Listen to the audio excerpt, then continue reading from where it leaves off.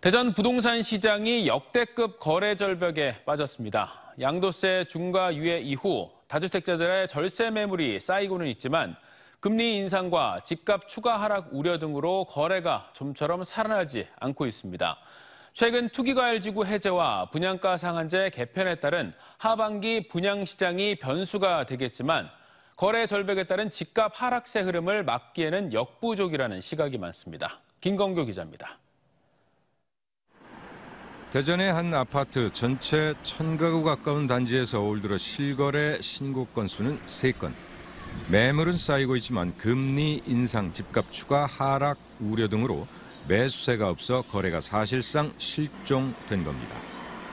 거래는 거의 절벽이라고 보시면 됩니다. 보통 한 1000세대 정도 있는데 아마 올해 2022년도에 실거래가 신고 들어온 거 보면 3개, 5개 정도인 지역도 상당수가 있거든요.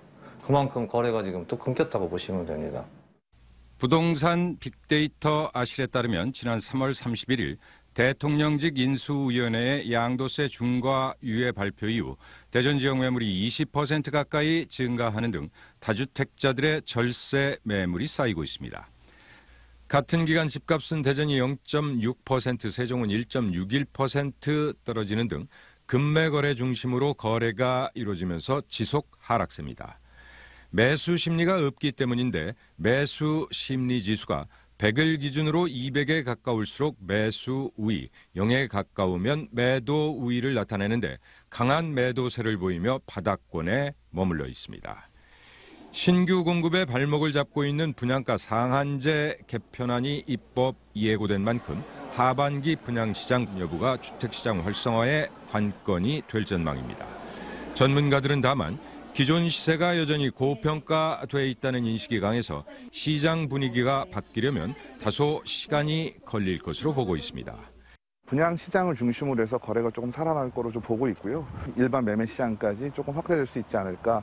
시간상으로 본다면은 조금 걸릴 것 같아요. 앞으로 한 2, 3년 정도는 하락 내지 보합세가 좀 유지가 되고. 이런 시장 상황으로 미뤄 종전 집값 상승기에는 분양 아파트 가격이 곧바로 주변 시세를 따라 움직였지만 당분간 기존 매매 시장 가격이 분양가를 따라 하향 안정화 추세를 보일 것으로 예상됩니다. TJB 김건교입니다.